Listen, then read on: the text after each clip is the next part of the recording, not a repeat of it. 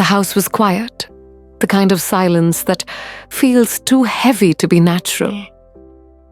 It was a Saturday afternoon, and for once, I thought I had the place to myself. My husband Robert had gone off to play golf, and I believed his son Liam was spending the day at a friend's house. I curled up on the sofa, with a book finally ready to enjoy a rare moment of peace. But then I heard it, a muffled, rhythmic sound coming from upstairs. At first, I assumed maybe Liam had come back without telling me. Or perhaps one of the neighbors was playing loud music. Still, the noise felt too close, too deliberate. I frowned, closing my book. Do you guys ever notice how sometimes silence in a house can suddenly feel wrong? I asked, looking straight into the camera. That's exactly how I felt in that moment. And let me tell you what I found. Upstairs still haunts me to this day. Curiosity prickled at me, mixed with unease as I climbed the stairs. Liam's door was slightly ajar, which was unusual. He was always so private. The sounds grew clearer, creaking faint thumps, and something like a low groan. My stomach tightened. I hesitated, my hand hovering over the knob. I could have walked away. I should have walked away. But then came a sharper sound, like someone gasping. Against my better judgment, I pushed the door open, just a crack, and peeked inside. What I saw sent a chill through me. Liam wasn't alone. He was kneeling beside his bed, his back to me, bent over an open box. Inside, there were stacks of envelopes, rolls of cash, and what looked like a gun. My heart skipped a beat. My stepson, the boy I thought I knew, was hiding something dark, something dangerous. I pulled back quickly, panic rising in my chest. My foot caught the edge of the hallway rug, and I let out a startled yelp. The sound was loud in the stillness of the house. Everything upstairs went quiet. Mom Liam's voice rang out rough and uncertain. My blood ran cold. He knew I was there. I tried to steady my breath, forcing myself to appear calm as I stepped fully into his room. He had slammed the box shut, but I had already seen too much. His face was pale, his eyes wide, filled with a mixture of shock and fear. "Liam," I said carefully, my voice softer than I intended. "I didn't mean to intrude. I thought I heard something." The tension in the air was unbearable. He didn't look at me at first, his gaze fixed on the closed box by his bed. Finally, he whispered, "You weren't supposed to see that." The words made my stomach twist. Guys, have you ever stumbled onto a secret you wish you could unsee? I asked, shaking my head. Because in that moment, I knew my life had just changed forever. I wanted to demand answers. I wanted to ask him where the money came from, why he had a weapon, and why he was hiding it from us. But my voice came out softer, almost pleading. "Liam, are you in trouble?" His shoulders sagged, and he finally met my eyes. There was fear there, but also a strange kind of relief. Like part of him had wanted someone to find out. "It's not what you think," he said quickly. I can't explain everything. Not yet, but please. Don't tell Dad." The weight of his words pressed down on me. "Don't tell Robert, my husband, his father." What was I supposed to do? I sat down carefully on the edge of his bed, keeping my eyes on him. "Liam, listen to me," I said. trying to keep my voice steady. If you're in danger, I need to know. I can't protect you if you keep me in the dark. His jaw clenched. He ran a hand through his messy hair, pacing the small room like a caged animal. You don't understand. If anyone finds out, it could ruin everything. I'm not a bad person, I swear. But there are people, dangerous people, who do anything to keep the secret buried. My breath caught. Dangerous people, money weapons. I had walked upstairs expecting nothing more than a teenager's mess. And instead, I'd uncovered a secret that could destroy our family. I glanced back at the box. Liam noticed and stepped in front of it, his expression hardening. Please, just trust me.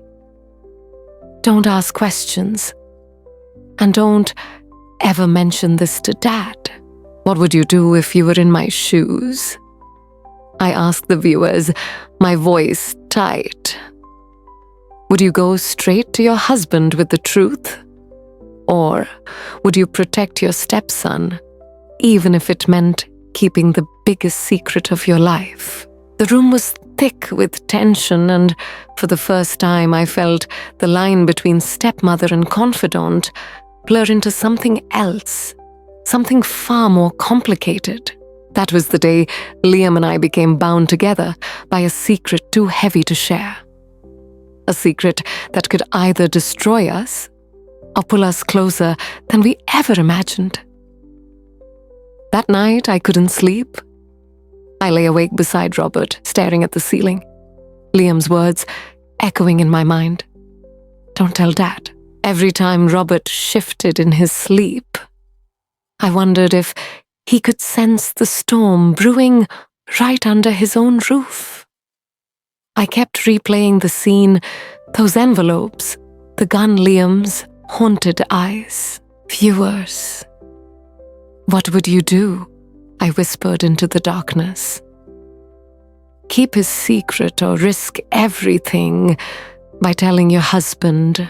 The next morning, Liam avoided me. He barely touched his breakfast eyes, darting between Robert and me, like a prisoner waiting for judgment. Robert noticed. Everything okay with him? Robert asked, sipping his coffee. His tone was casual, but his brow furrowed. My heart skipped. I forced a smile. He's just tired. Stayed up too late, probably. But Robert kept watching Liam with that suspicious, fatherly gaze. Later that day, when Robert left for work, I cornered Liam in the kitchen. He froze when he saw me, his jaw tightening. You can't keep shutting me out, I said, firmly. I saw what I saw, Liam, and I'm not going to pretend it didn't happen. His hands clenched into fists. I told you, it's not what you think. Then tell me what it is. My voice cracked with frustration. You're walking around with secrets that could destroy this family. You think I can just ignore that? He stared at me for a long moment, then exhaled, shoulders slumping. Fine. Tonight. When Dad's asleep, I'll explain. But only if you promise you won't interrupt. And you won't freak out. That night, true to his word, Liam knocked softly on my bedroom door after Robert began snoring. His face was pale, his eyes shadowed with fear. We slipped quietly into the living room. He carried the box with him, setting it down on the table between us. My pulse thundered. He opened it. This time I didn't just see money and a weapon. There were also photographs, grainy shots of men exchanging envelopes, license plates scribbled on scraps of paper, and a notebook filled with names and dates. I swallowed hard. Liam, what is all this? He leaned forward, his voice barely above a whisper. "It's evidence. Against people Dad knows, against people who are dangerous." My stomach dropped. "People Dad knows." Liam nodded. His hands trembled as he flipped through the notebook. I didn't mean to get involved, but once I saw what was happening, I couldn't look away. And now, I think Dad might be in deeper than you realize. I froze. Robert, my husband, the man who had always been steady, predictable, almost boring. "Guys, do you see what's happening here?" I asked the audience, my voice tight. This isn't just about Liam anymore. If he's telling the truth, it means Robert, my husband, might be tied to something dangerous. And suddenly, I don't know who in this house I can trust. Liam's eyes met mine, desperate. "Please, you can't tell him. Not yet. If you do, we could both be in danger." My mouth went dry. I wanted to protect him, but I also wanted to protect myself and Robert. What if he wasn't the man I thought he was? In that moment, I realized the secret I stumbled upon wasn't just Liam's. It was about all of us, and keeping it could cost us everything. Robert had changed. I could see it in the way he moved, in the way his eyes lingered a little too long when Liam and I exchanged glances. One evening, as I stirred the pot on the stove, I felt his gaze burning into my back. When I turned, he was leaning against the doorframe, arms crossed, studying me, as if I were a puzzle he intended to solve. "You've been quiet lately," he said. "Too casual, too careful." "I'm fine," I lied, but I could tell he didn't believe me. That night, after we went to bed, I heard the faintest creak of floorboards. Robert was up. I slipped silently into the hallway and froze. He was in Liam's room, his shadow bent over the boy's desk. My pulse spiked. I crept closer. The box was gone from its hiding place. Robert had it in his hands.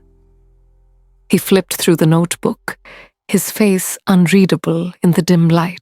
The next morning, he acted as though nothing had happened. But the air in the house had shifted. Later that week, Liam whispered urgently to me in the garage. "He knows. I can feel it. If he finds out what I've been doing." I grabbed his arm. "Stop, just stop talking. We need to be smart." But even as I said it, I realized Robert might already be listening. That evening, Robert invited us both to dinner, an unusual gesture. He poured the wine, smiled too much, asked too many questions. His charm felt rehearsed, his gaze sharp, dissecting us with every word. At one point, he leaned forward, setting down his glass. "Families shouldn't keep secrets from each other, don't you think?" His tone was soft, but the weight of it pressed against my chest like a stone. Liam stiffened. I forced a laugh. "Of course not." But inside, I was screaming. That night, I couldn't sleep. The house was too still, too heavy with suspicion. Somewhere down the hall, Robert turned in his bed. Liam in the next room paced like a trapped animal. I lay there torn between two men, one my husband, one my stepson, both carrying secrets that could destroy me. The box sat hidden beneath the floorboards in my closet now. But for how long? Viewers, if you were me, who would you trust? the boy begging for my silence, or the man I vowed my life to, because I have a feeling when the truth finally comes out, one of us won't survive it, fade to black.